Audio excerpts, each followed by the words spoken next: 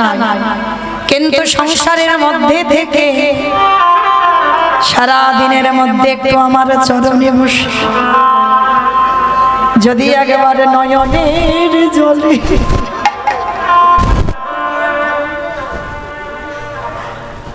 যদি কাঁদা প্রাণে বলতে পারি, এই দেহ মন প্রাণ জীবনে যৌব আমি সব তোমার চরণে দিলাম বলি, যদি ডাকার মতো কেউ ডাকিতে পারি, আমার ভগবান পৃথিবীর যেখানে থাকুক না কেন সে যে ভক্তের ডাকে ছুটে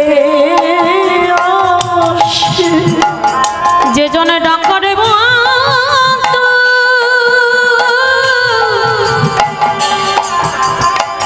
ডাকরে মতো ডাকিতে পারে, সে যে ভক্তের ডাকে ছুটে আসে। তাহলে ডাকার মতো যদি ডাকা যায়, ভালোবাসার মতো যদি বাসা যায়, ভগবান পৃথিবীর যেখানে থাকুক না কেন মা থাকতে পারবে না। ভগবান পাগলের মতো ভক্তের দুয়ারে ছুটে আসে, কিন্তু আমরা তো ভালোবাসতে পারিনি গো, আমরা তো ডাকার মতো ডাকতে পারিনি, তাই তো ভগবান আসে না। কিন্তু ডাকার মতো ডাকলে ভগবান ঠিক ছুটে আসে। এই কথা বলতে গিয়ে মা মনে পড়ে গেল জানো, এই যে আমরা তো সংসারী মায়েরা, সংসারে থেকেও গোবিন্দ ভজন করা যায়, সংসারে থেকেও ভজন সাধন হয়। শুধু যে ছেলে পুলে মানুষ করবো আর স্বামী সেবা করবো আর রান্না বান্না সংসারের বাসন কোসন মাজা না, কি করে ভজন করবি? এই যে কথাটা বলবো মা মন প্রাণ দিয়ে শ্রবণ করবে, কেমন? এক জনমদুখী নারী ছিল মাজার, যে মেয়েটার নাম ছিল সপ্তুমা। এই সপ্তমায়ে জন্ম থেকে এরা প্রসাদ ভোজি ছিল। মায়েরা প্রসাদ ভোজি মানে বোঝো তো? প্রসাদ ভোজি মানে ভগবানকে দিয়ে সেটুকুই পায়, মানে যতটুকু সেবা করে সবটাই ভগবানকে দিয়ে পায়, তাদেরকে প্রসাদ ভোজি বলে। আর যদি বা অন্য কিছু পায় তো তুলসী দিয়ে পেতে হবে, মানে সেটাও গোবিন্দকে নিবেদন করে পেতে হবে। তা ছোটবেলা থেকে সপ্তমা মাতৃগর্ভে থাকাকালীন সেখানেও প্রসাদ সেবা করেছে। মাতৃগর্ভ থেকে বাইর হয়ে বাবা মা পরিবারের সবাই প্রসাদ পায়। ছোটবেলা থেকে প্রসাদ ভোজি, আর ওই গীতা পাঠ ভাগবত পাঠ সর্বদাই সপ্তমার এটা বোধগম ছিল যে গীতা পাঠ করতে হবে, ভাগবত পাঠ করতে হবে। বাবা মা প্রতিনিয়ত মেয়েটাকে শিখিয়েছে। সেই মেয়ে যখন বড় হয়ে গেল, চিরজীবন তো বাবা মা রাখতে পারে না গো, মেয়েটাকে বিয়ে দিতে হবে। তো দেখাশোনা করা হলো, আর সেই দেখাশোনা করে মেয়েটার এমন ঘরে একটা বিয়ে দেওয়া হলো যে পরিবারটা ছিল বাবা একেবারে নাস্তিক পরিবার। মানে প্রসাদ ভোজি তো দূরের কথা, বাড়িতে কোনোদিন নিরামিষ আহার হয় না, ভগবানের নাম ভজন হয় না, একটা মন্দিরও নাই। দেখবেন অনেক অনেক বাড়িতে বাবা বড় বড় বিল্ডিং তৈরি করেছে, কিন্তু একটা মন্দির তৈরি হয় কোথায় জানালা নয়, ওই র‍্যাক করা আছে, র‍্যাকের উপরে নয় যে ঘরে তারা থাকে সেই ঘরে ভগবান রাখা, বা হয়তো সিঁড়ির তলাতে একটা ছোট্ট করে ঘর করা, সেখানে গোবিন্দ আছে। কিন্তু পাথর সেটিং করা বড় বড় বিল্ডিং তৈরি করেছে, কিন্তু একটা ঠাকুর ঘর হয়। কিন্তু বাবা এগুলো চেতনা, যে তোমার এত সুন্দর হাত দিল, পা দিল, যে তোমার এত সুন্দর দুটো কর্ণ দিল, চক্ষু দিল, বদনে দিল, এই 10 ইন্দ্রিয়ের দেহ দিল, তুমি গর্ভে থেকে কথা দিয়ে এলে যেই মাতৃ জঠরের যন্ত্রণা সইতে পারি না, দয়াময় একবার পৃথিবীতে নিয়ে চলো, কথা দিলাম আমি কৃষ্ণ দাস হব। আর জগতে এসে কি হলো মা, ওইটা উল্টে গেল, মায়ার দাস। প্রথমে মার কোলে বসলাম, এবার মার কোলে বসে বাবা পেলাম, দাদা পেলাম, দিদি পেলাম, কাকা কাকিমা আত্মীয় পরিজন বন্ধু বান্ধব একে একে কাছে পাচ্ছি, আর সেই ফেলে আসার কথা, প্রতিজ্ঞার কথা আমরা সবাই ভুলে যাচ্ছি। এই দশা আমাদের গো। কিন্তু সপ্তমা দেখাশোনা করে যে বাড়িতে বিয়ে দেওয়া হলো মা, পরিবারটা একেবারেই ভালো নয়। মানে ভগবান বিশ্বাস করে না, বিশ্বাস তো দূরের কথা, সে বাড়িতে ভগবানের নাম ভজনই হয় না, সাত সন্ধে এসব কিছু হয় না, কোনোদিন নিরামিষ আহার হয় না। কিন্তু সপ্তমা এমনই একটা নারী ছিল, একটা দিনের জন্য বাপের বাড়িতে কোনোদিন কৈফিয়ত চাইনি যে তুমি কেন আমার এমন ঘরে বিয়ে দিলে। একটা দিনের জন্য প্রতিবাদ করে মার কাছে কাঁদেনি। সপ্তমার একটাই বিশ্বাস ছিল, দয়াময় সত্যি যদি তোমায় ভালোবেসে থাকি, সত্যি যদি তোমার ভজন করে থাকি, তুমি এই পরিবারটাকে কৃষ্ণ ভক্তের পরিবার করো। যে মেয়েটা গীতা ভাগবত পাঠ শুনতে অভ্যস্ত, আজকের কতদিন হয়ে গেল গীতা ভাগবত পাঠ কিছু শুনে না, তা হঠাৎ মা সকালবেলা এঁঠো বাসনগুলো নিয়ে কলের ধারে মাজতে বসেছে, আর হঠাৎ দেখে না কতগুলো বৈষ্ণব ঠাকুর রাস্তা দিয়ে বলে বলে যাচ্ছে যে এক সপ্তাহ এই পাশের গ্রামে ভাগবত পাঠ হবে। তো সপ্তমা মনে মনে চিন্তা করছে আজকের আমার শাশুড়ি মাকে বলবো, অনেক দিন হয়ে গেল আমি কোথাও ভাগবত পাঠ শুনতে যাইনি, হরিনাম শুনতে যাইনি, শাশুড়ি মাকে বলবো যেন আমার অনুমতি দেয়, আমি পাশের গ্রামে একটু একদিন ভাগবত শুনতে যাব। মনে মনে করে রেখেছে। সকালবেলা তা বাসনগুলো মেজে শাশুড়ি মার কাছে এসে গলদেশে কাপড়টা দিয়ে বলছে, মা আমা একটা কথা বলবো। কি কথা রে মা? ওমা ওই পাশের গ্রামে ভাগবত হচ্ছে, আমার একটু অনুমতি দাও না, আমি একটু ভাগবত শুনতে যাব। যখনই ওই সপ্তমার বলা, ও মায়েরা ও তো শাশুড়ি নয়, শ্বাস উড়িয়ে দেয়। সবাই শাশুড়ি হয় না, কেউ কেউ আছে বাবা তাদের কথাই বাবা একটা কথা যদি বলেছো শ্বাস উড়ে যাবে। তো শাশুড়িটা তেমনই ছিল, যেই না বৌমা বলেছে আমি ভাগবত শুনতে যাব, শাশুড়ি বলে বললেন তবে রে আমার ঘরের বউ হয়ে তুই কিনা ওই বাইরে পরপুরুষদের সঙ্গে বসে তুই ভাগবত শুনবি? দেখাচ্ছি মজা তোর দ্বারা, এক্ষুনি আমার ছেলেকে বলছি। আর যেই না ছেলেকে বলল, সঙ্গে সঙ্গে ওই বেতের বাড়িটা দিয়ে শত্রুমাকে বেত্রাঘাত, দূর হয়ে যা, বেরিয়ে যা। গিরিধর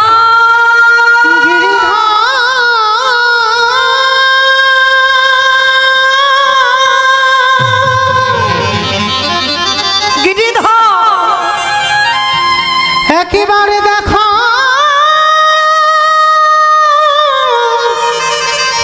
দেখা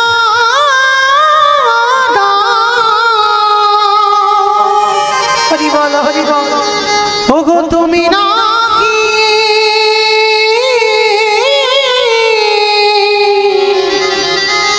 ভক্তি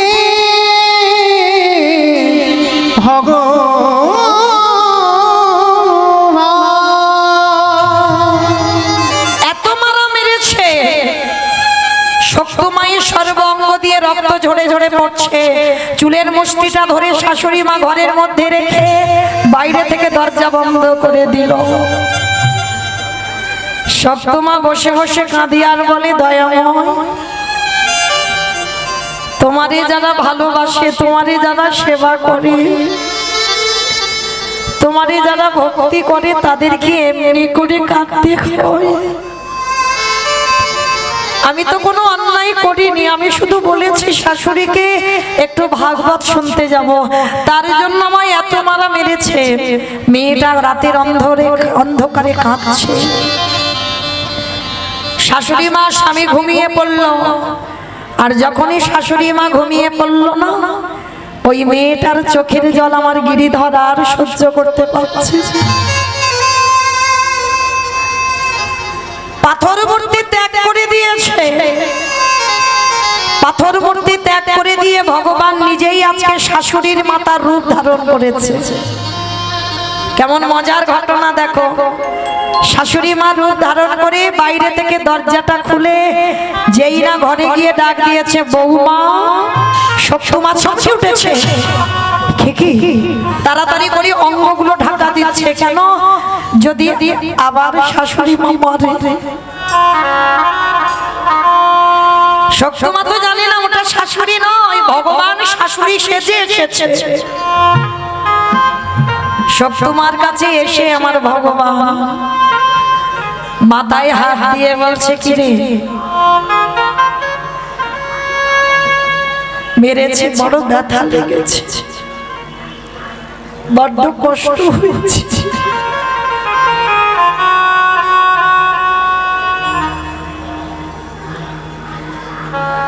পরশমণির পরশে যেমন লোহা সোনা হয়,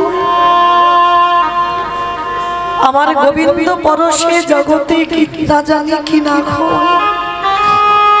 একবারে যদি আমার গোবিন্দ কেউ পরশ করে, তার হৃদয়টা সোনার থেকে আরো মূল্যবান হয়ে যায়। যেই না পরশ করেছে যেন নিমিষে বাবা সব জ্বালা জুড়িয়ে গেল। সঙ্গে সঙ্গে আমার ভগবান শাশুড়ি হয়ে মাথায় হাত দিয়ে বলছে, বৌমা একটা কাজ করো, তোমার শাশুড়ি হরি বল, আমার ছেলে ঘুমাচ্ছে, এই রাতের অন্ধকারে আমি দরজা খুলে দিচ্ছি, তুমি চলে যাও, একটু ভাত শুনে সকাল সকাল চলে আসবে।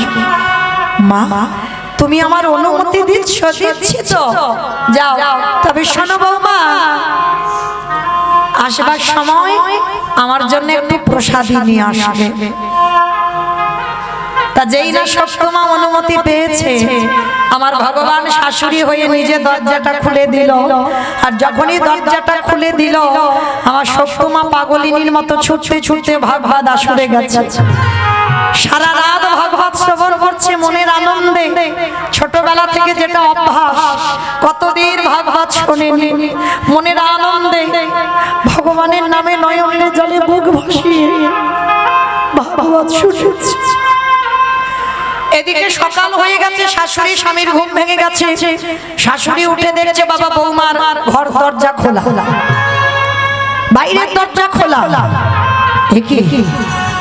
তার মানে এমন পাপিষ্ঠা নারী এই রাতের অন্ধকারে আমরা বলা সত্ত্বেও আমাদের অনুমতি না নিয়ে চলে গেল। আসুক আজকের আমি দেখবো ও কি করে আমার হাত থেকে রক্ষা পায়। কথা বলতে বলতে বাবা এদিকে শক্তমা প্রসাদীটা নিয়ে ছুটতে ছুটতে আসছে। মা মা মা, যেই না মা বলে দাঁড়িয়েছে শাশুড়ি মা, হাতে নিয়ে দাঁড়িয়ে আছে বেতের বাড়ি। ওরে পাপিষ্ঠা নারী, ওরে বেধুচারিণী নারী, তোর এত বড় স্পর্ধা, তুই কিনা আজকের আমার অনুমতি না নিয়ে, আমার ছেলের অনুমতি না নিয়ে তুই কিনা ভাগবত শুনতে গেলি। চমকে উঠেছে শক্তমা। মা তুমি তোমার নিজে আমার ঘরে গেলে, তুমি নিজেই তো আমার অনুমতি দিলে, আমি তো যেতে চাইনি, তুমি তো নিজেই বললে যাও বৌমা তুমি ওই প্রসাদী নিয়ে আসবে আমার জন্য, আর একটু ভাগবত শুনে এসো। বিশ্বাস করো মা, আমি মিথ্যা বলছি না।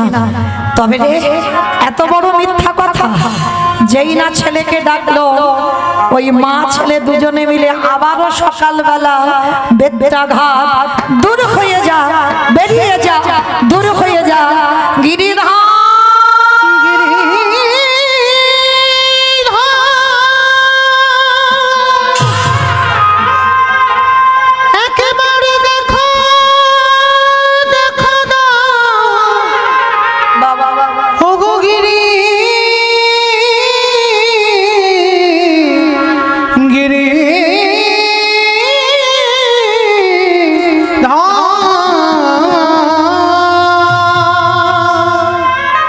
যেই না বলেছে গিরিধর, ভগবানের হৃদয়টা কেঁপে উঠছে।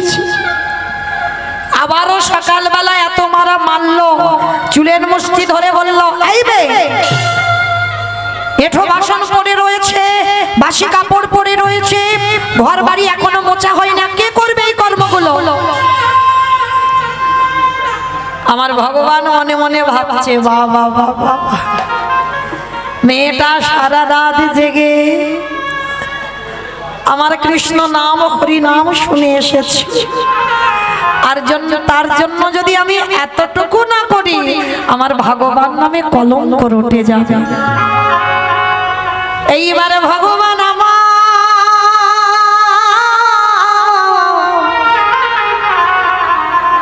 ওই নিজের হাতে কলে ধরে গিয়ে এঁঠো বাসন মেজে দিল।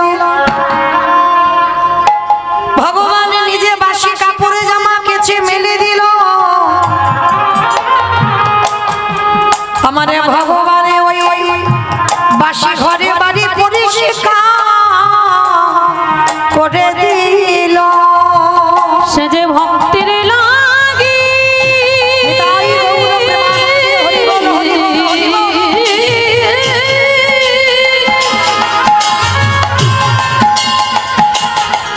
সে যে ভক্তির লাগি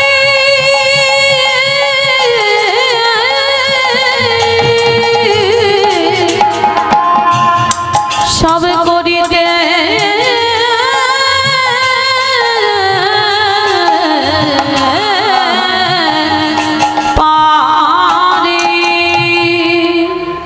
এইবার যেই না শাশুড়ি মা কল ধারে নিয়ে গেছে শক্ত মাকে গিয়ে দেখছে মা বাসন পরিষ্কার মাজা, জামা কাপড় গুলো ধুয়ে ছাদে মেলে দেওয়া, বাসি ঘর বাড়ি পরিষ্কার।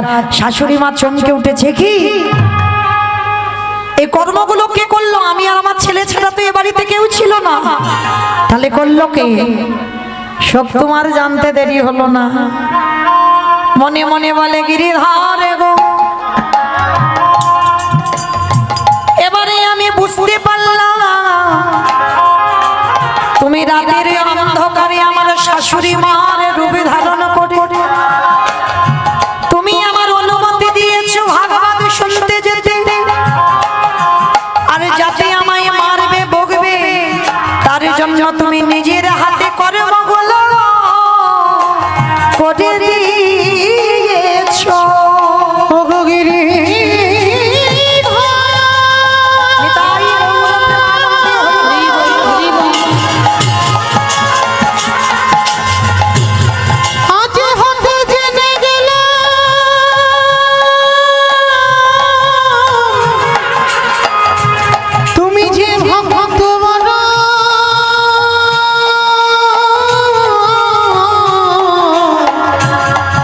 বড় ভালো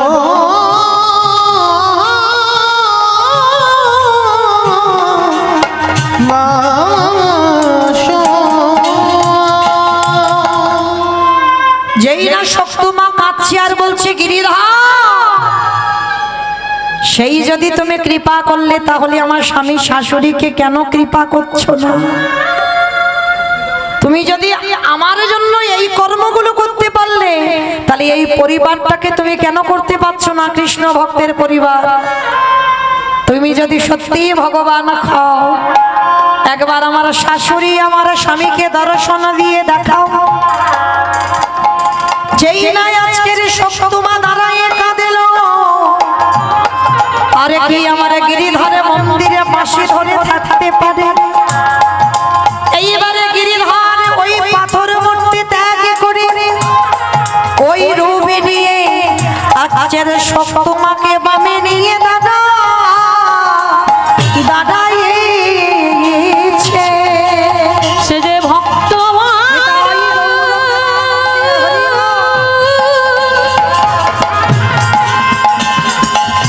সে যে ভক্তবান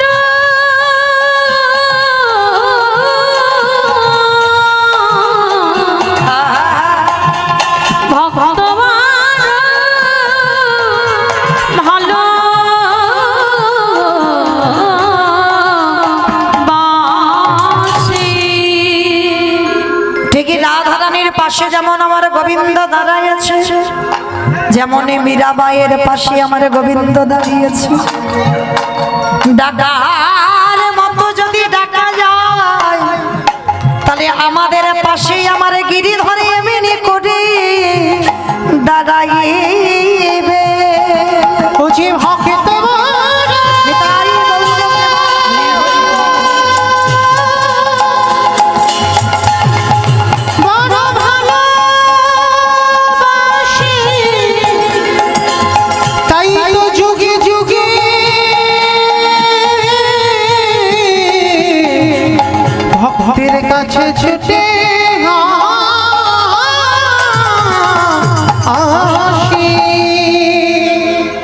সাক্ষাতে শাশুড়ি মা স্বামী দর্শন করলো, শক্তমার পাশে আমার ভগবান দাঁড়িয়ে আছে। আছাড় খেয়ে পড়ল বৌমার চরণে। শাশুড়ি মা বৌমার চরণ দুটো ধরে বলল, মা জীবনে বড় অপরাধ করেছি, তোর চরণের দাস বলে তুই আমায় ক্ষমা করে দিস। আজকের পর থেকে কথা দিলাম, শুধু তুই একা নয়, আমি আমার ছেলে তুই একসঙ্গে বসে আমরা গোবিন্দ সেবা গোবিন্দ ভজন করব।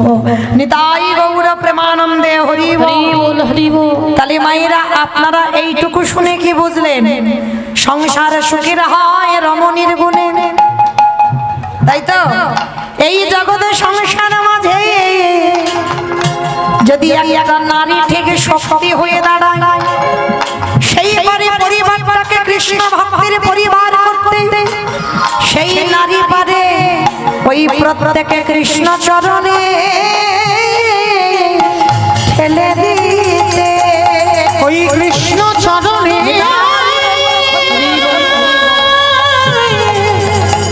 ঠেলে আসতে। তাহলে ভগবান পেতে গেলে সবার আগে মনে রাখতে হবে মা বিশ্বাস। আর এই বিশ্বাসটা যাদের যাদের থাকবে তারাই বাবা অন্তিম সময় হলেও কৃষ্ণ কৃপা লাভ করবে করবে করবে। আজকে সেই চৈতন্য মহাপ্রভু নবদ্বীপের মাটিতে দাঁড়িয়ে কি করল গো? কেহ বলি পুরবেতে রাবণ বধিলা, কেহ বলে পুরমিতি। আমা উলু কই?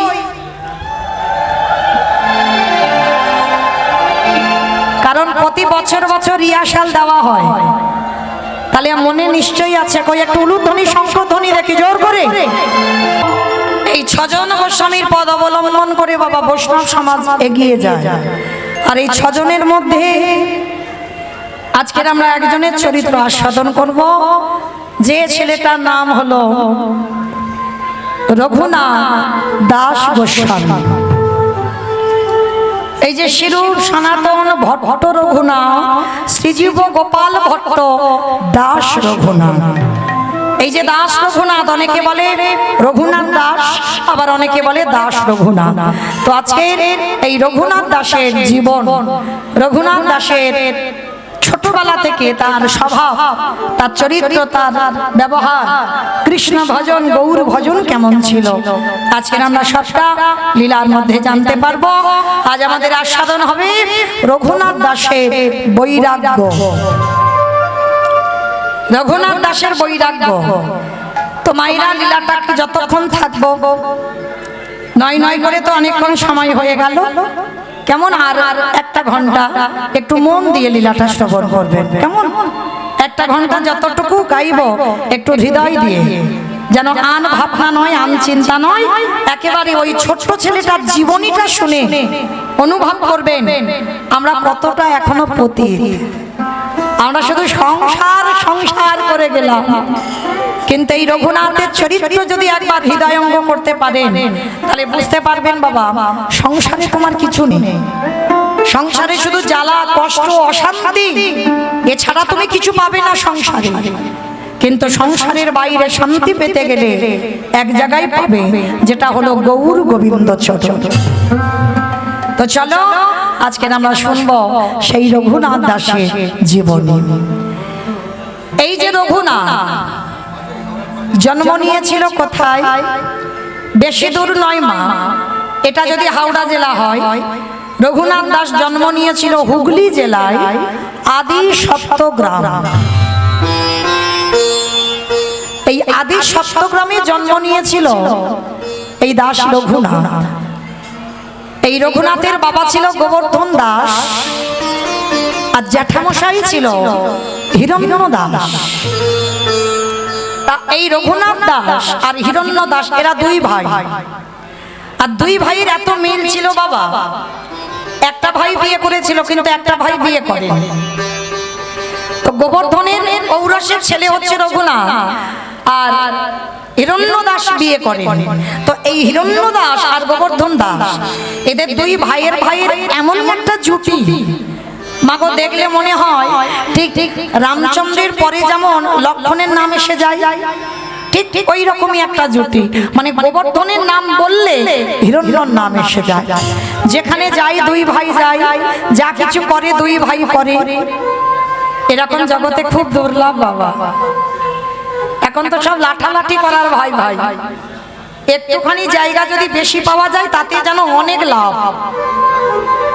একবারও অন্তিমের চিন্তা করে না, এখন তুমি কাজ জায়গা নিয়ে লড়াই করছো, ও জায়গা ফেলে তো তোমার ছুটি নিতে হবে।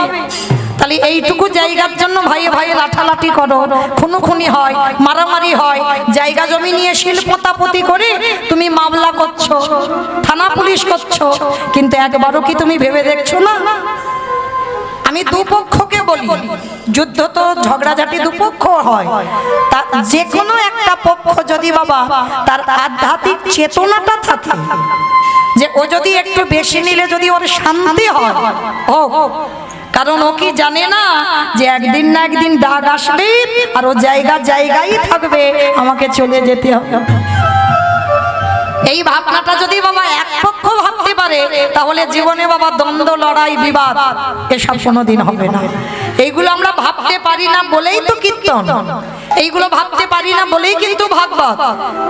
কারণ অচৈতন্য জীবের চেতনা দেবার জন্য। কিন্তু বাবা হাজার কীর্তন শুনি, হাজার কীর্তন গাই, হাজার ভাগবত পড়ি, হাজার ভাগবত শুনি, তবু কিন্তু বাবা আমাদের চেতনা হচ্ছে না। তবু শুধু আমার আমার আমার আমার দ্বন্দ্ব, ঝগড়া, বিবাদ লেগেই আছে। আর দেখবেন বাবা এই দ্বন্দ্ব বিবাদের মধ্যে তুমি শান্তি খুঁজে পাবে না। হ্যাঁ, তো আজকের এই যে রঘুনাথ,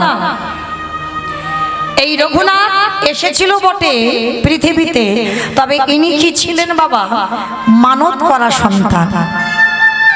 অনেকে আছে না মা, ভগবানের কাছে মানত করে সন্তান সন্ততি পায়, অনেকে আছে।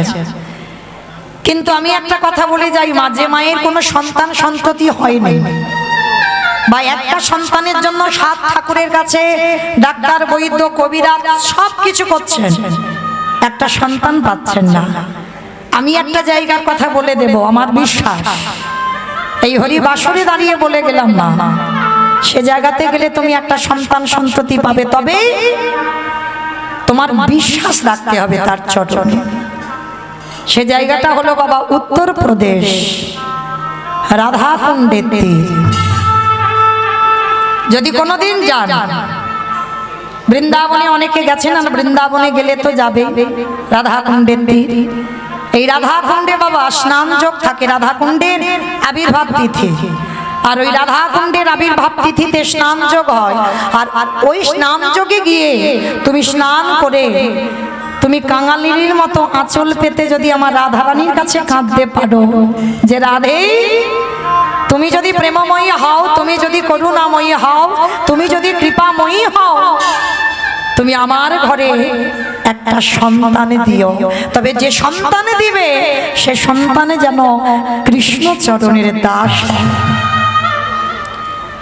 আমি বলে যাচ্ছি, যদি সত্যি কেউ গিয়ে নয়ন জলে বুক ভাসিয়ে রাধারানীর কাছে ভিক্ষা করে চাইতে পারেন, আমার রাধারানী তার মনের আশা পূর্ণ করবেন। কারণ এ জগতে কৃষ্ণ বলে কাঁদলে বাবা অন্তিম সময়ে গিয়ে বাবা বিচার হবে, জগতে এ কি করেছে। কিন্তু জগতে কেউ একবার যদি রাধাচরণ ধরে, রাধাচরণ আশ্রয় করে, তাকে অন্তিমে গিয়ে কিছু ভাবতে হবে না বাবা। কারণ রাধারানী কোনোদিন কারোর বিচার করে না, রাধার চরণ ধরলেই অনায়াসে আমার রাধারানী কোনো বিচার না করে ওই চিত্রগুপ্ত বিচিত্রগুপ্তের কোনো খাতা না দেখে তার ভব নদী পার করে দেয়। ওই জন্য সবাইকে মনে রাখতে হবে, ধরতে যদি হয় আগে রাধাচরণ ধরো। রাধা হলো আশ্রয়, আর আশ্রয়কে ভজন করে তবে বিষয় লাভ হয়। আর আশ্রয় বাদ দিয়ে বিষয় ভজলে বাবা তোমাকে অনেক সেখানে গিয়ে কৈফিয়ত দিতে হবে। তো আজকের এই যে রঘুনাথ দাস রাধাকুণ্ডের তীরে গিয়ে মানত করে পেয়েছিল, আর মানত করা সন্তান যেমন হয়, রঘুনাথ ছোটবেলা থেকে মা একটু বৈরাগ্য ভাব।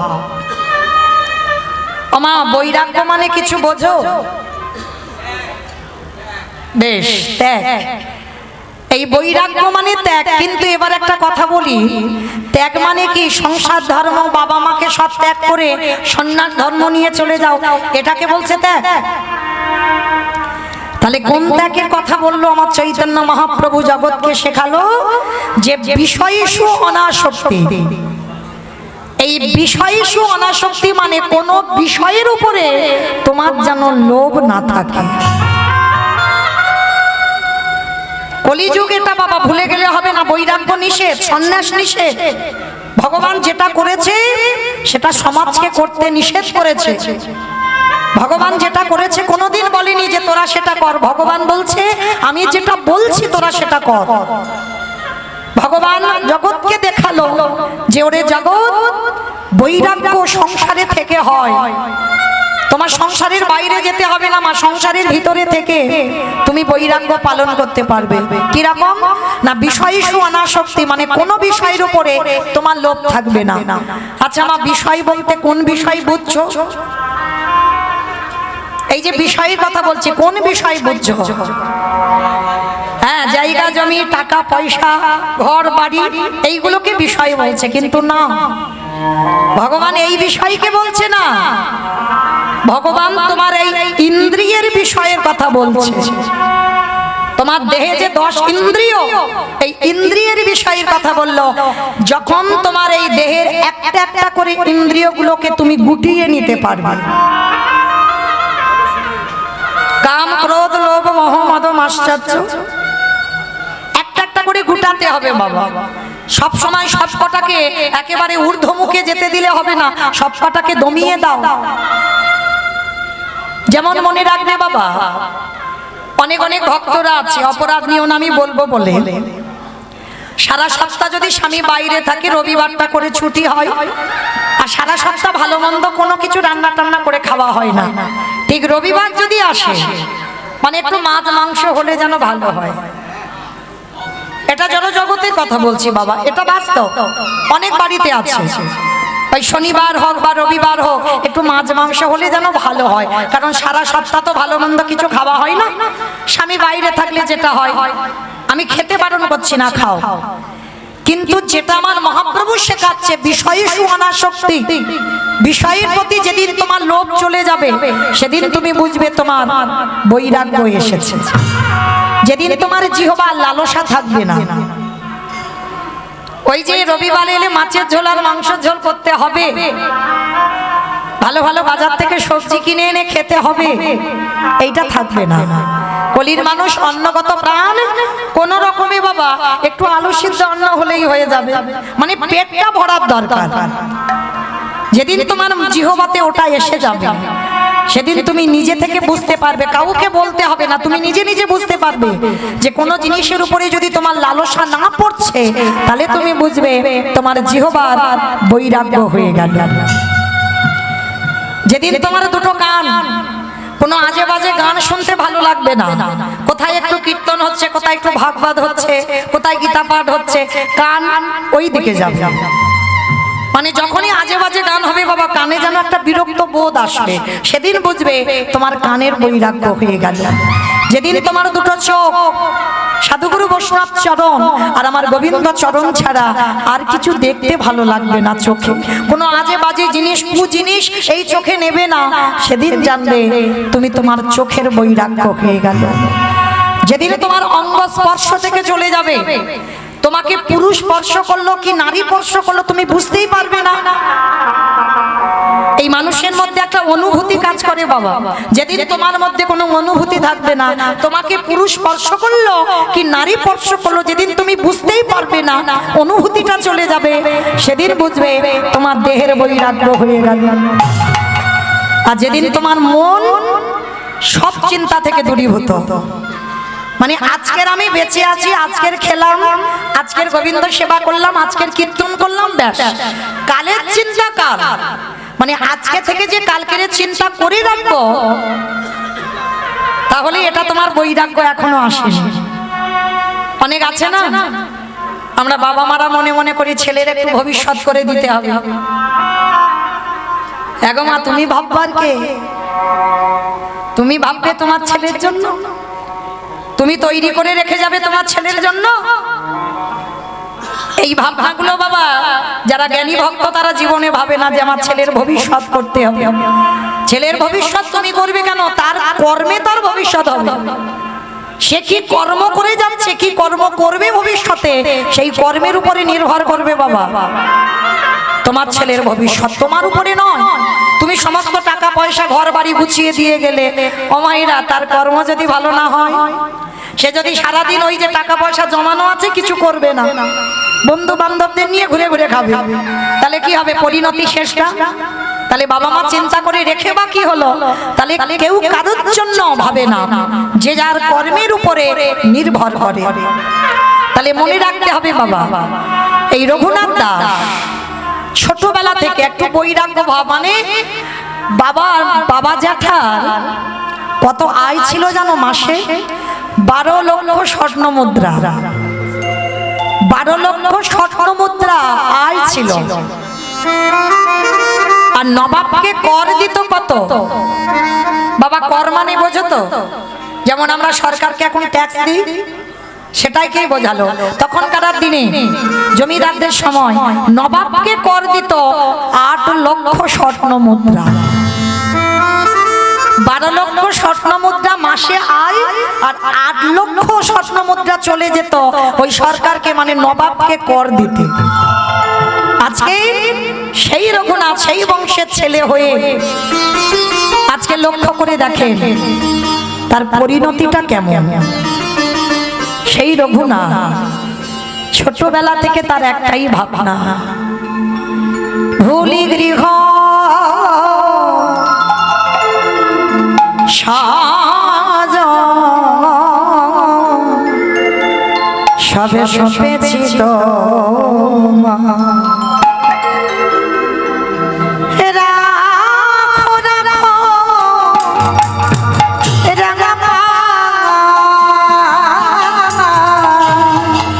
হে কৃপামা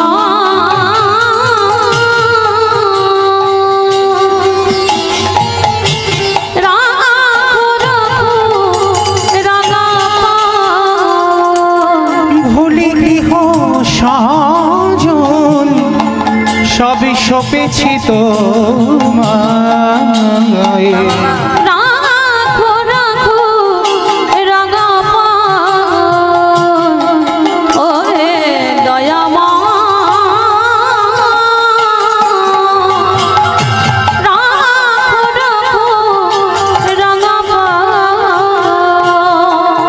সংসারে মরুভূমি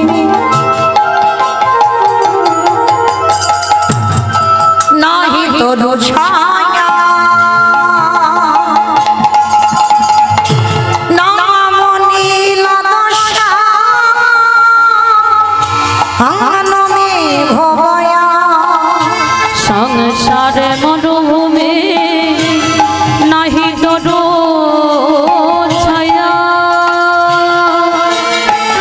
নাম নীল দশা আননে ভয়া।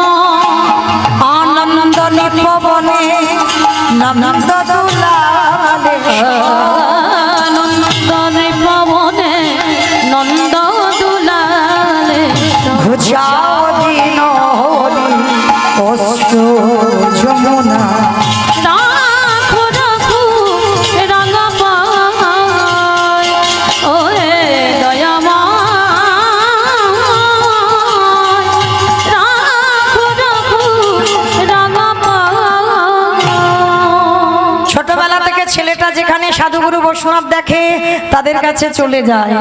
রাস্তা দিয়ে যদি কোনো ভক্ত মানুষ হরিনাম করতে করতে যায়, রঘুনাথ বাড়ি থেকে চলে যায়, আবার প্রহরীরা ছুটে গিয়ে রঘুনাথকে ধরে বাড়িতে আনে। ছোটবেলা থেকে রঘুনাথের স্বভাব এরকম। দেখতে দেখতে রঘুনাথের বয়স দাঁড়ালো 5 বছর। বাবা জ্যাঠা বিরক্ত হয়ে গিয়ে বলছে ওকে গুরু আশ্রমে পাঠাতে হবে।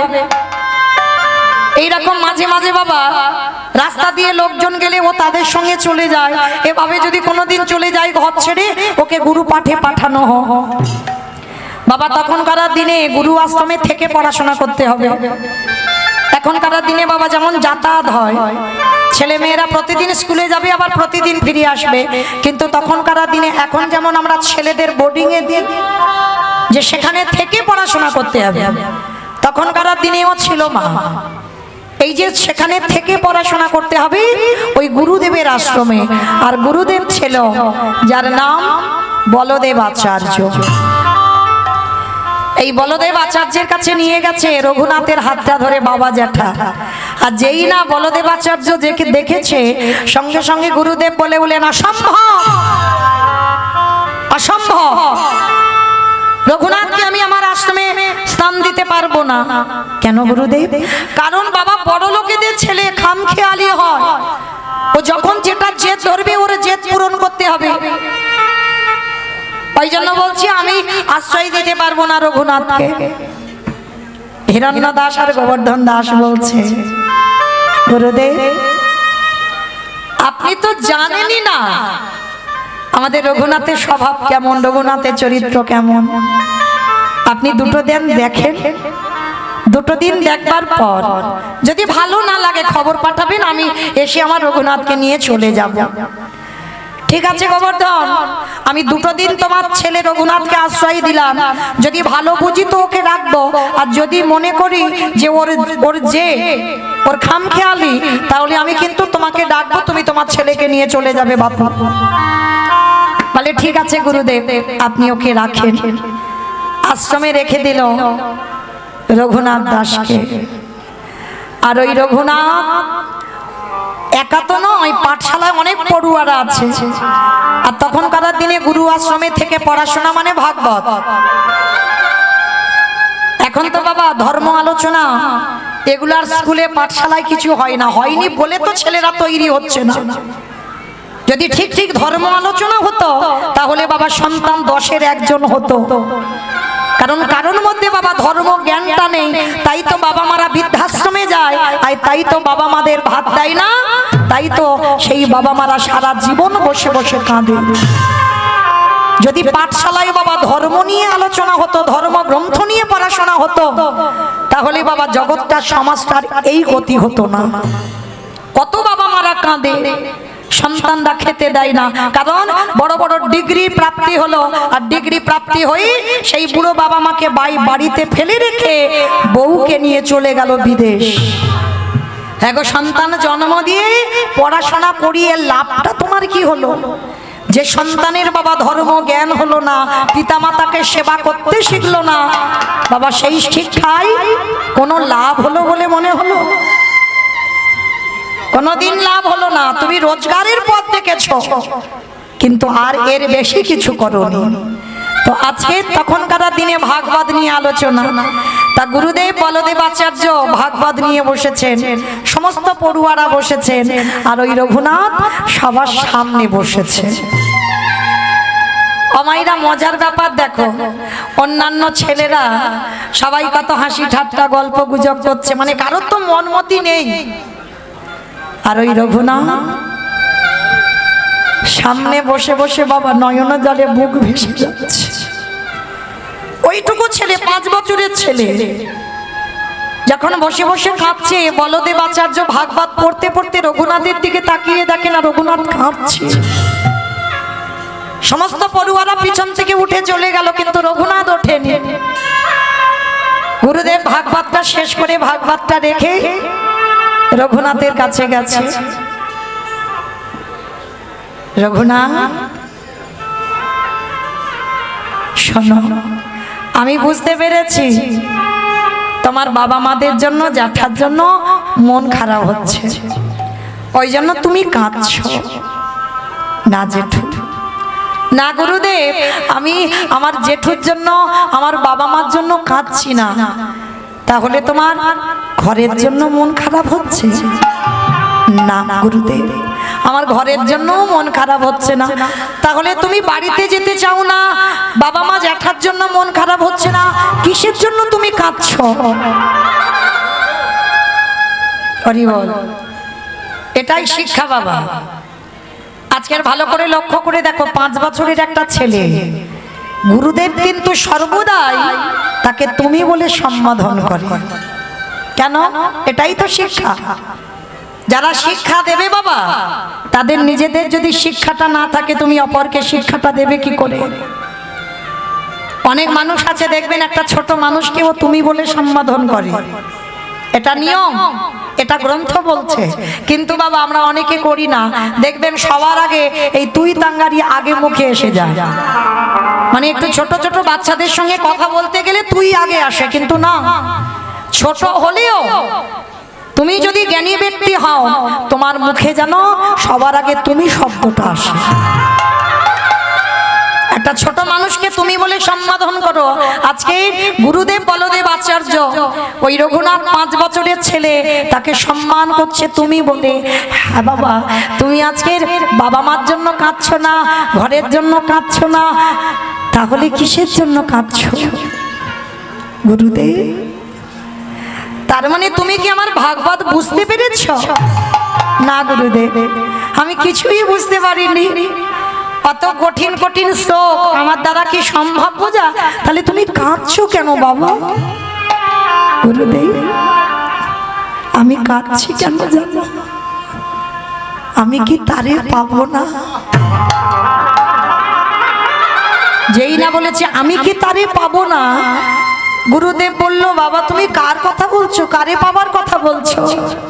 গুরুদেব, আমি কি কৃষ্ণ চরণ পাবো না? ওগো গুরুদেব, চমকে উঠেছে গুরুদেব। রঘুনাথ, রঘুনাথ, একেবারে বলে না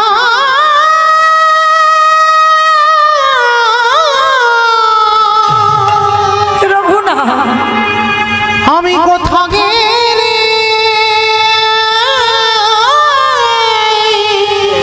এটা তুই কি বলছো বাবা? আমার কৃষ্ণ পাবো। এটা তুমি কি বলছো? কৃষ্ণ পাবার জন্য তুমি কাঁদছো? হ্যাঁ গুরুদেব, আমার ওই বাড়ি, ওই রাজসু, রাজ ঐশ্বর্য আমার ভালো লাগে না গুরুদেব। আমার শুধু মনে ইচ্ছা, আমি কি তারে পাবো না? আমি কোথা গেলে বলো না গুরুদেব, আমি কি পাবো না কৃষ্ণ? দেখা দেখা বাবা বাবা, ওগো দয়া আমি কোথাও গেলে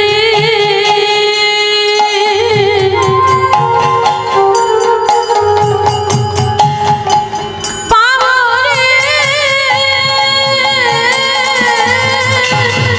দেখা, দেখা ওগো দয়া। বলো না নয়নে জলে ডাকিলে নাকি প্রভু তোমার কৃপা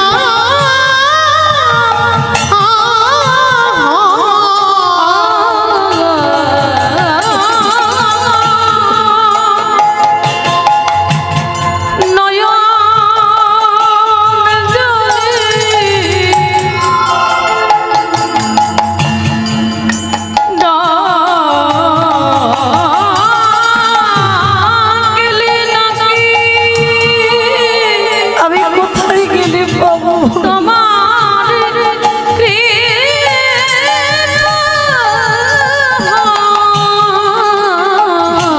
আমি কোথা গেলে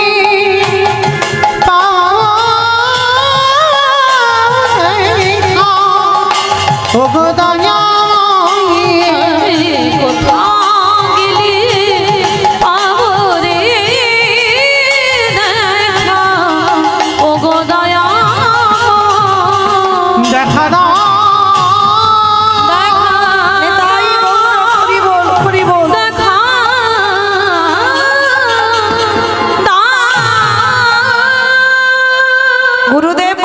আচার্য মহাশয় রঘুনাথকে ছুটে গিয়ে বুকে ধরে জড়িয়ে ধরেছে।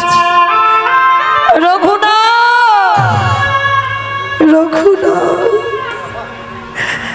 এতদিন ভাগবত পড়ি, ভাগবত শুনি, আমার মধ্যে একদিনের জন্য এই বাসনা আসেনি যে আমি কি তারে পাবো না।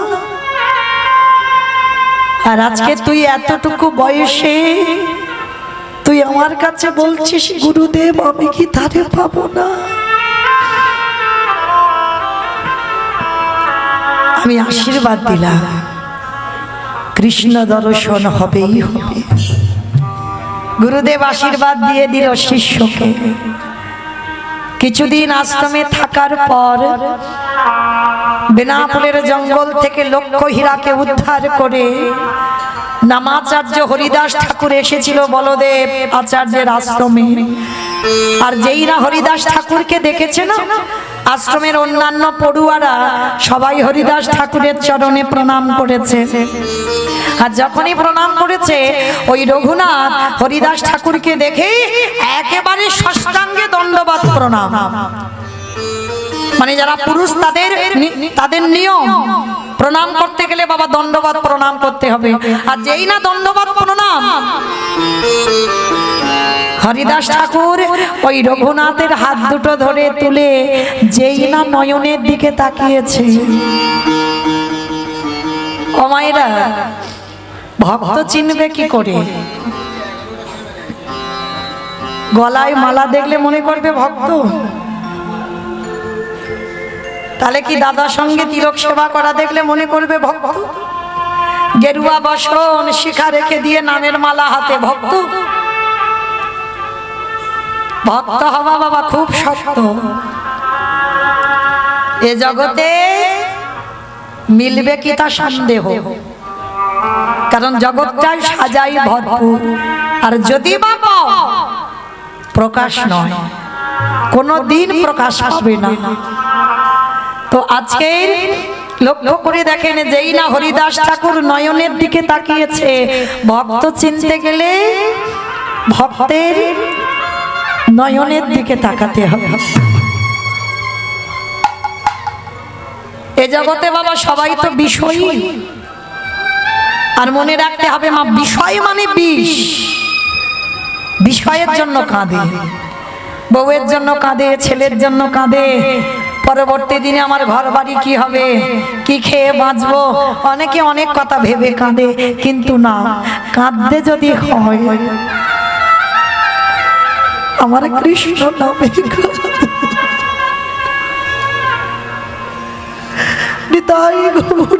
হরি বল, হরি বল, হরি বল। কাঁদতে যদি হয় ভগবানের পাবার লালসায় কাঁদো। কাঁদতে যদি হয় ভগবানকে বলো কোন কর্ম করলে আমি তোমার চরণ প্রাপ্তি পাবো। কারণ সেই ভক্তের চোখের দিকে তাকালেই বাবা বোঝা যাবে। তো আজকের হরিদাস ঠাকুর যেই না রঘুনাথের চোখে চোখ দিয়েছে, সঙ্গে সঙ্গে মাথায় হাত দিয়ে বললেন, এই তো সেই মাটি, যে মাটিতে বীজ বপন করলেই অঙ্কুরিত হয়ে যাবে। এই তো সেই মাটি। ওমা কিসের বীজ বপন করার কথা বললো? হরি নামের বীজ, এই ভক্তির বীজ যদি একবার বপন করা যায় তাহলে এর মধ্যে অঙ্কুরিত হবেই হবে। হরিদাস ঠাকুর বুকে জড়িয়ে নিল রঘুনাথ দাসকে। আর ছোটবেলা থেকে রঘুনাথ এই হরিদাস ঠাকুরকে অনুকরণ করে। মায়েরা, অনুকরণ মানে বোঝো তো? মানে কেউ কাউকে তার মতো হতে চায়, মানে তার সাজ, তার পোশাক, তার চলাফেরা, তার কথাবার্তা, মানে তার মতো হতে চায়, এগুলোকে বলে অনুকরণ। তো এই রঘুনাথ দাস সব সময় এই হরিদাস ঠাকুরকে অনুকরণ করে। রঘুনাথ দাস যে জমিদারের ছেলে, পরনে কি পড়ে জানো? একটা বহির্বাস আর একটা অন্তর্বাস। আহার করে 24 ঘন্টায় একবার।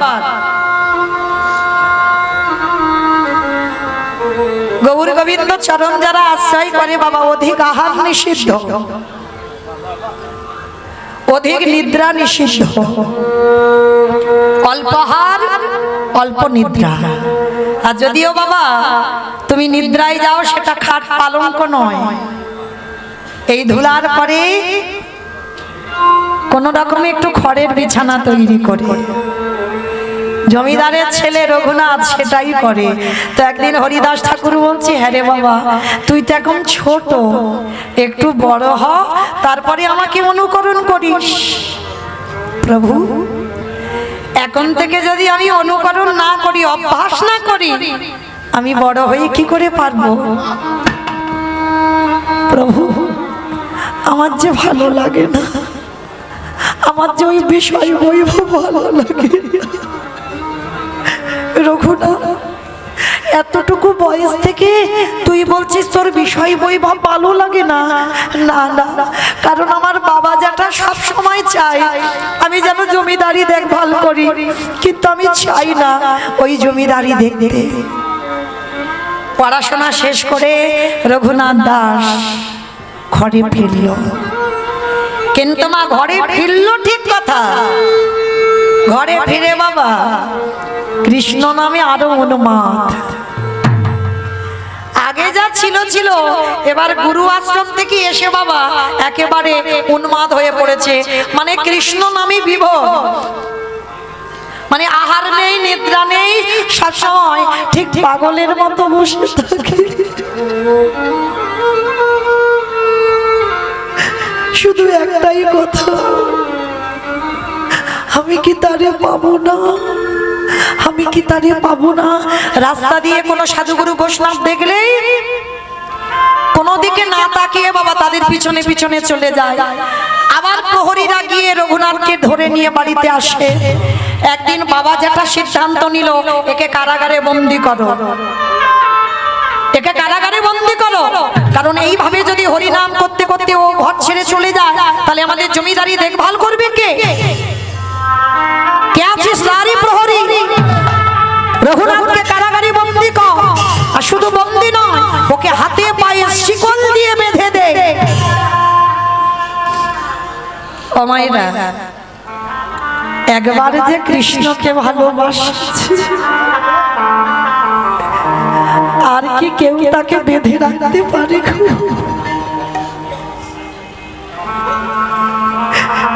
একবার যদি কৃষ্ণকে কেউ ভালোবাসে, আর এই সংসার তাকে বেঁধে রাখতে পারে না, তাকে চলে যেতেই হবে।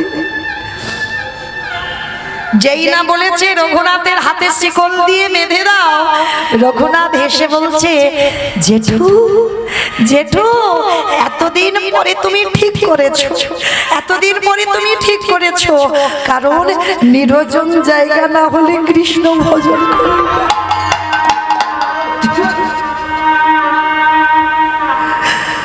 ভজন যদি করতে হয় তোমায় নির্জন জায়গায় বসতে হবে। দেখবেন মা, লোকালয়ে সবাই নাম জপ করে, ভেবে বলেন তো সত্যি কি নাম হয়? নামের মালাটা নিয়ে বলে না আলু কত, পটল কত, ঝিঙে কত, নাম হচ্ছে কি? হয় না। ওটা তুমি আভরণ পোশাকটা পরেছো মাত্র, কিন্তু তোমার ভিতরের কোনো কাজ হচ্ছে না। ভিতরের কাজ হতে গেলে নির্জন জায়গায় একাকী বসতে হবে। কৃষ্ণ প্রতিচ্ছবিটা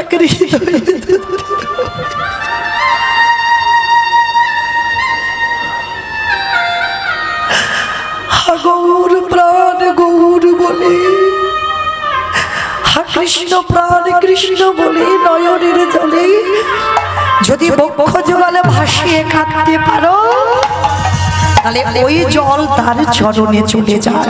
নিতাই গৌর প্রেমানন্দে হরি বল, হরি বল, হরি বল। এইবার রঘুনাথকে বন্দি করলো, শুধু বন্দি করলো নয়, রঘুনাথকে কারাগারে খেতে দেয়, কিন্তু রঘুনাথ এক সপ্তাহ কিছু খায় না। কে গো মা, এক সপ্তাহ যদি ছেলে না খায় তার দশাটা কেমন হবে? এক সপ্তাহ কিছু খাইনি।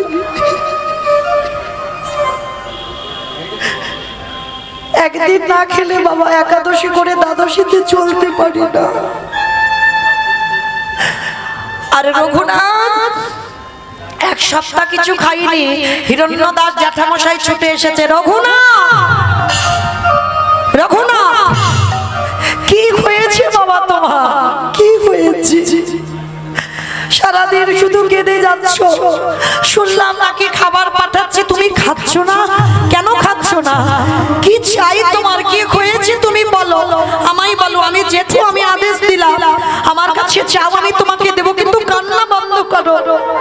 ভেবে দেখেছো তোমার চেহারাটা কি করেছো কেঁদে কেঁদে? জেঠু, জেঠু তুমি দেবে,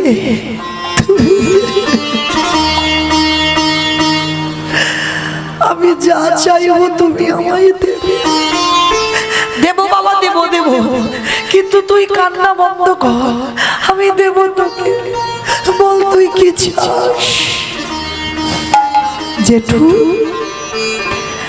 আগে তুমি আমার মাথা ছুঁয়ে প্রতিজ্ঞা করো, আমি যা চাইবো দেবে। আমি বললাম তো বাবা প্রতিজ্ঞা করতে হবে। তুই বল আমার কাছে কি চাস? জেঠু তুমি ত্রিসত্য করেছো, কিন্তু আমায় দিতে হবে। বললাম তো দেব। বল বাবা কি চাস? হাত দুটো তো বাঁধা আছে, হাত দুটো পেতে বলছে জেঠু দাও। বল বাবা কি চাস?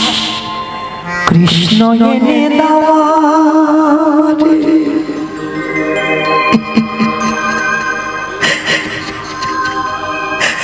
কৃষ্ণ এনে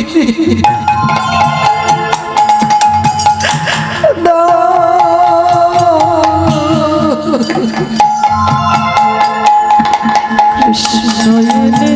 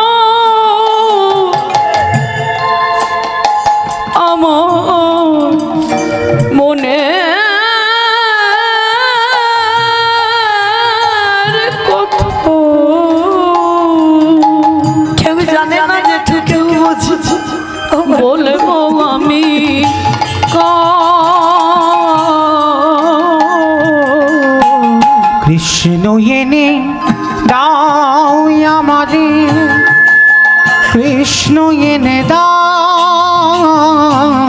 কৃষ্ণ এনে দাও আমারে, কৃষ্ণ এনে দাও, এনে দাও,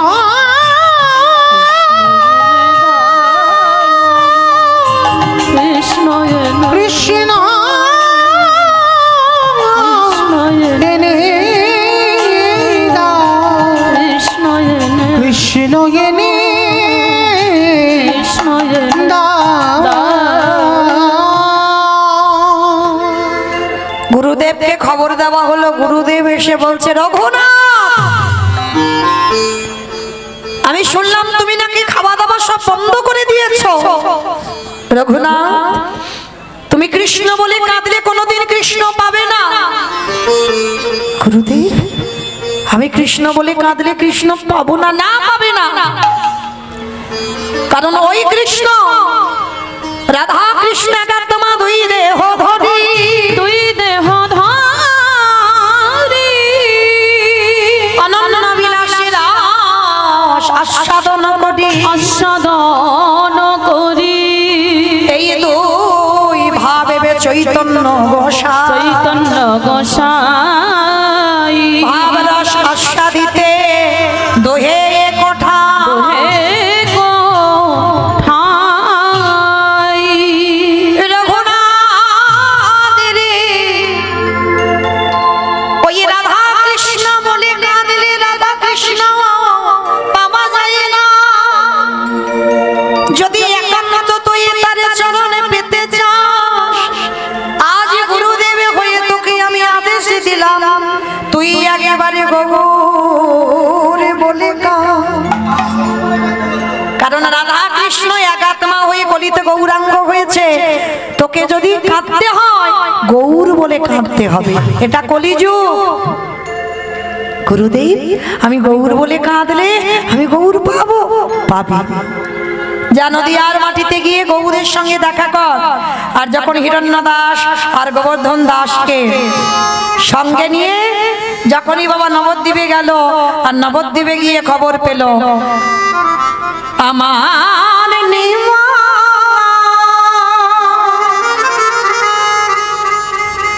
আমার নিমাই 24 বছর বয়সে নদিয়া ত্যাগ করে তিনি সন্ন্যাসী নিয়েছে।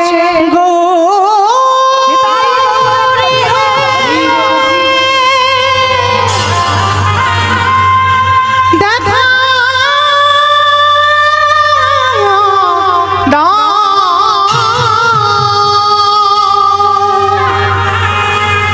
গৌরী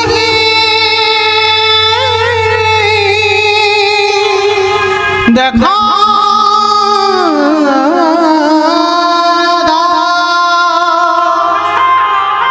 হা গৌর প্রাণ গৌর বলে সুরধ্বনি গঙ্গার তীরে গড়াগড়ি যাচ্ছে। গৌরী হে, আমি ভেবেছিলাম এই নদিয়ায় এসে বুঝি তোমার কৃপা পাবো, তাও তুমি আমায় ছেড়ে চলে গেলে। গোরাগুনে প্রাণ কাঁদে, কি বুদ্ধি করিব। ফিরে এসো গৌর, ফিরে এসো। গৌরাঙ্গ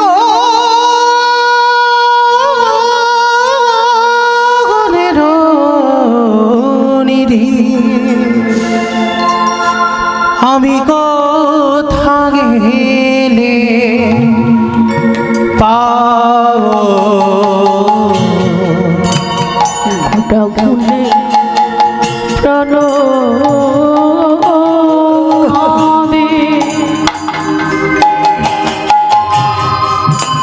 আমি কে করিব।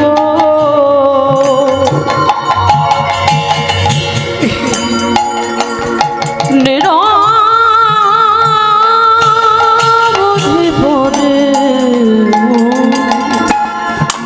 আমার গেলে পাবো। কে আর করিবে দয়া, পতিত দেখিয়া এই দুর্নাম হরির নাম কে দিবে যাচিয়া। কে আর করিবে দয়া,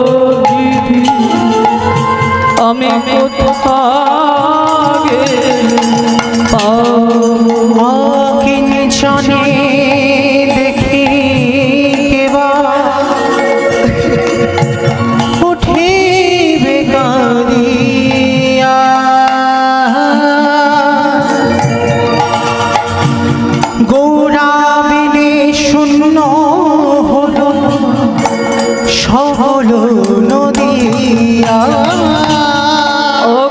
একবার ফিরে এসো। আর তুমি আমারই কাঁদিও না, আমায় ফিরে এসো। উঠবে কাঁদিয়া গোনা গুণ শূন্য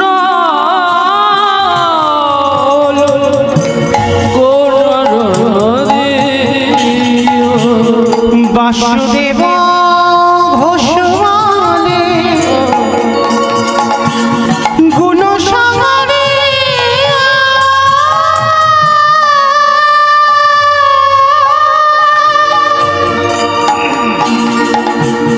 কেমনে রহিবে প্রাণ গোনা না দেখিয়া বাসুদেব ঘোষী বলে গুণসাগরে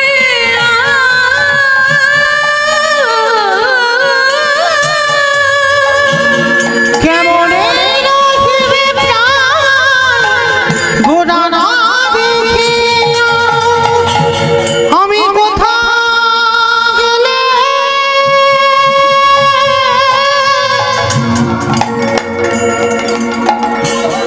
আমারি গো নিতাই গৌর প্রেমানন্দে হরিব।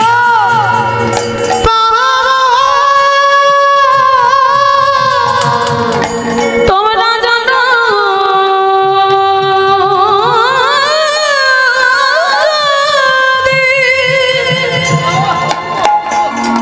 আমায় বলে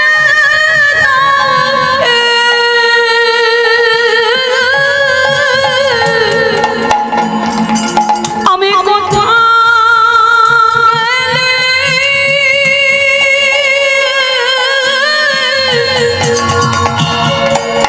সোনার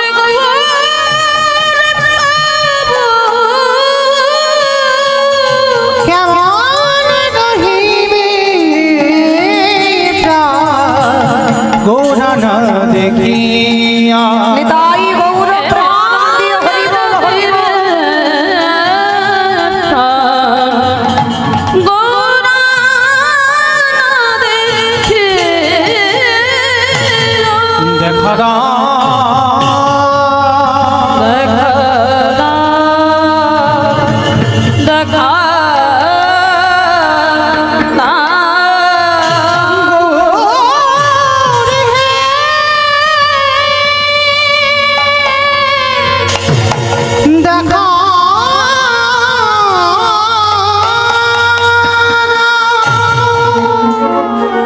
বাবা হিরণ্য দাস, গোবর্ধন দাস, রঘুনাথ কান্নায় লুটিয়ে পড়ল, ছেলেকে নিয়ে ঘরে ফিরল। কারণ নবদ্বীপে এসে খবর পেল নিমাই সন্ন্যাসে চলে গেছে। 24 বছর বয়সে নিমাই নদী আইনে। যখন হিরণ্য দাস, গোবর্ধন দাস রঘুনাথকে নিয়ে চলে এলো, চলে আসবার পর প্রভু আমার সন্ন্যাস নেবার পর কিছুদিন পরে ফিরেছিল বাবা শান্তিপুরে অদ্বৈত আচার্যের ঘরে। আর এই অদ্বৈত আচার্যের ঘরে যখন এলো, তখনকার দিনে জমিদার ছিল তো হিরণ্য দাস আর গোবর্ধন দাস। সবার আগে ওদের কানে গেল নিমাই শান্তিপুরে এসেছে। আর যখনই শুনলো নিমাই শান্তিপুরে এসেছে, রঘুনাথ রঘুনাথ চল চল চল বাবা, প্রভু এসেছে শান্তিপুরে অদ্বৈত আচার্যের ঘরে, চল সাক্ষাৎ করব। রঘুনাথের হাত ধরে বাবা জ্যাঠা দুইজনে এসে দাঁড়িয়েছে শান্তিপুরে অদ্বৈত আচার্যের ঘরে। আর অদ্বৈত আচার্যের ঘরে এসে দেখছে প্রভু তখন কি করছে জানো? ভক্তদের সঙ্গে নিয়ে রসে তনু ঢর ঢর গৌর কিশোর বড়, রসে তনু ঢার ঢার গৌর কিশোর বড়, রসে তনু ঢর ঢর গৌর কিশোর বড়, রসে তনু ঢার ঢার গৌর কিশোর বড়। আমারি গোনা রে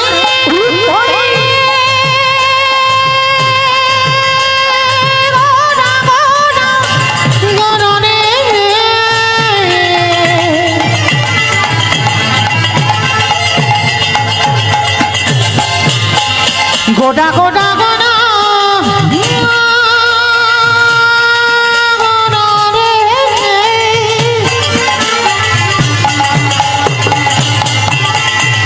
আমার এই গোটাটি গোটা গোটা গোটা গোটা গোটা গোটা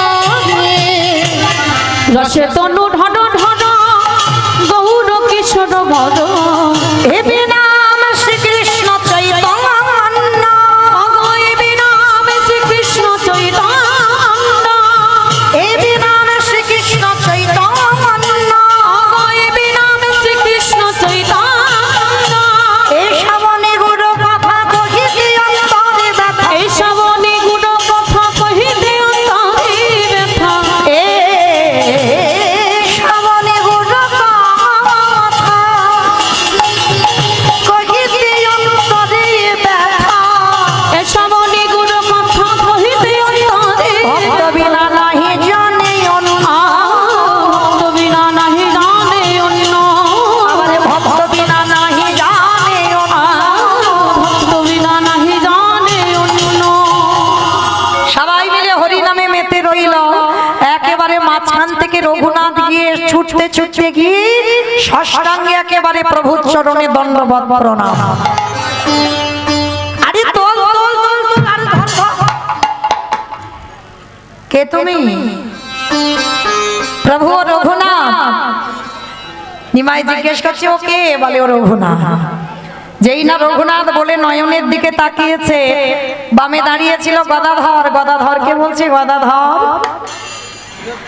আমার থালাতে যে প্রসাদী অন্নটা আছে নিয়ে আমার রঘুনাথকে একটু প্রসাদী পাইয়ে দাও। যেটুকু পাবার জন্য জগৎ কাঁদে, রঘুনাথ প্রথম দর্শনে প্রভুর উচ্ছিষ্ট প্রসাদ পেয়ে গেল। এক সপ্তাহ প্রভুর চরণ বসে সেবা করলো। রঘুনাথ আর কোথাও যায় না। এক সপ্তাহ পরে আমার প্রভু বলল, রঘুনাথ তুমি এবার ঘরে ফেরো, আমি পুরীধাম জগন্নাথ মন্দিরে যাব। গৌরহরি, আমাকে তুমি তোমার সঙ্গে করে নিয়ে চলো। না রঘুনাথ, এখনো তোমার সে সময় হয়নি। তুমি বড় লোকের ছেলে, পড়াশোনা করেছ, বাবার জমিদারি দেখভাল করো, তাতে তোমার মঙ্গল হবে। না প্রভু, আমি ওই জমিদারি দেখতে চাই না, আমি তো তোমার সঙ্গে যেতে চাই, আমি তোমার চরণ ভজন করতে চাই। রঘুনাথ, আমার কথা শোনো, তুমি এখনো তুমি ছোট আছো, তোমার সেই বৈরাগ্য এখনো আসেনি। আর একটা কথা মনে রেখো রঘুনাথ, সব সময় মর্কট বৈরাগ্য ধারণ করবে না। এই মর্কট বৈরাগ্য মানে বোঝো তো মা? মর্কট মানে কি? বানর। বানর হচ্ছে ভোগী আর হনুমান ত্যাগী। একবারও কিন্তু বলেনি মহাপ্রভু যে হনুমানের মতো বৈরাগ্য ধারণ করবে না, বলছে মর্কট বৈরাগ্য মানে বানরের মতো বৈরাগ্য ধারণ করো না, যেটা লোক দেখানি বলে মনে হয়। বৈরাগ্য যেদিন সত্যি আসবে সেদিন তুমি বৈরাগ্য নিও, তার আগে লোক দেখানি বৈরাগ্য করবে না। ফিরে যাও বাবার সঙ্গে, ফিরে যাও জ্যাঠার সঙ্গে, সংসারে মন দাও, সংসার করো। আমি আদেশ দিলাম তুমি সংসারী হও, সংসার করে তুমি কৃষ্ণ ভজন করো। প্রভু, আমার যে মন চায় না, যদি মন না চায় আমি কি করে সংসারী হব বলো? আমি যে তোমার চরণে সেবা করতে চাই। রঘুনাথ, কেঁদো না বাবা, আমি তোমার আদেশ দিলাম, আমার আদেশ পালন করো। এখন তুমি যাও ফিরে, তবে আমি কথা দিলাম আমি যেদিন বুঝবো তোমার ঠিক ঠিক বৈরাগ্য হয়েছে সেদিন আমি তোমাকে, আমার কাছে তোমার আসতে হবে না, আমি নিজেই যাব তোমার কাছে, কথা দিলাম। বেশ প্রভু, তুমি যখন কথা দিলে আমি ফিরে যাচ্ছি। বাবা জ্যাঠাকে নিয়ে রঘুনাথ গঙ্গা পার হয়ে নৌকায় চড়েছে। গঙ্গা পার হয়ে আজকের হুগলি জেলায় আদি সপ্ত গ্রামে ফিরবে। আর ফিরতে ফিরতে হঠাৎ দেখলো বাবা এত এত লোক, এত ভিড়। উমা, রঘুনাথ থেকে নেমে মনে মনে করছে এত ভিড় কি করে হচ্ছে, এত ভিড় কেন, এখানে এত লোক কেন, কিসের জন্য? হঠাৎ শুনতে পেল ওখানে নিমাইয়ের দাদা নিতাই চাঁদ এসেছে। সবাই নিতাই চাঁদের দর্শনে গেছে, আর যখনই দর্শনে গেছে না, তার রঘুনাথ মনে মনে ভাবছে আমিও যাই, একবার দেখে আসি, আমার প্রভু দাদার চরণ বলে কথা। এইবার রঘুনাথ ওই নৌকা থেকে নেমে ছুটতে ছুটতে গিয়ে সবার মাঝখানতে গিয়ে নিতাই চাঁদের চরণে একেবারে দণ্ডবত প্রণাম। আর যেই না দণ্ডবত প্রণাম করেছে নিতাই চাঁদের চরণে, রঘুনাথের মাথাটা ঠেকা, সঙ্গে সঙ্গে নিতাই চাঁদ বলছে আরে চোর চোর চোর। আমার সবাই তো রঘুনাথকে চেনে, বড় লোকের ছেলে তো জমিদারের ছেলে, আর যেই না নিতাই চাঁদ চোর চোর বলে চেঁচিয়ে উঠেছে, সবাই তো অবাক। রঘুনাথ এত এত ভক্ত, আর তাকে কিনা বলছে চোর। ভক্তরা জিজ্ঞেস করছে নিতাই চাঁদকে, প্রভু এই রঘুনাথ চোর নয়, কিন্তু আপনি চোর বলছেন কেন? বলে না তোমরা জানো না ও চোর। বলে কি চুরি করেছে? বলে শোনো ও তো জানে না একটা কথা, ওই জন্য বলছি চুরি করেছে। সে কথাটা কি জানো? নিতাই পদ কমল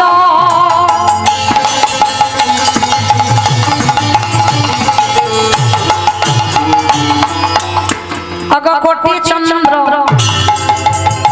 সুশীতল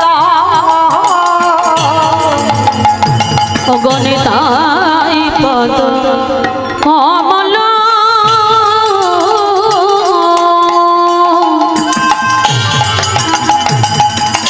অগকটি চন্দ্র সুশীতল অগজে ছায়ায় জগত জুড়া অগজে ছায়ায় জগত জোড়া ওগ হেন নিতা দিনের নিতাই আমার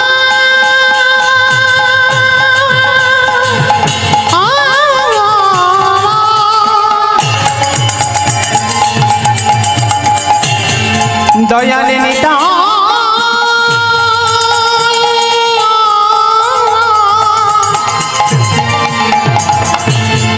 দয়ালে নিতাই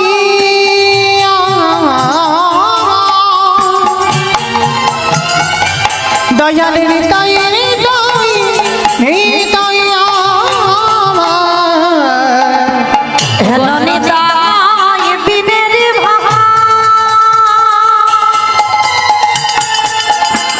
রাধা কৃষ্ণ পাইতেন তোমরা দৃঢ় করি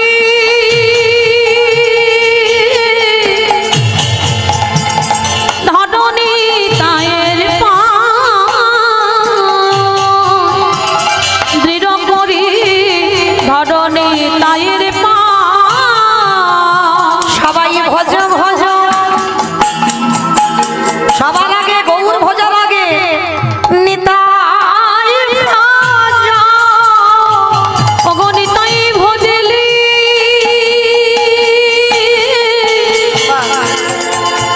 প্রাণের গৌর পাবে বলি গৌরে ভজলে ব্রজে যাবে, আমার ব্রজে গেলে যুগল চরণ পাবে বলি গৌরে ভজলে ব্রজে যাবে, ওই না ব্রজে গেলে যুগল চরণ বলি ভজ ভজ নিতাই ভজ। গৌর পেলে ব্রজে যাবে নিতাই নিতাই ভজলে গৌর পাবে ভজ ভজ নিতাই ভজ ধীর করে ধর নিতায়ের পায় ধীর করে ধর নিতায়ের পায় আস্তে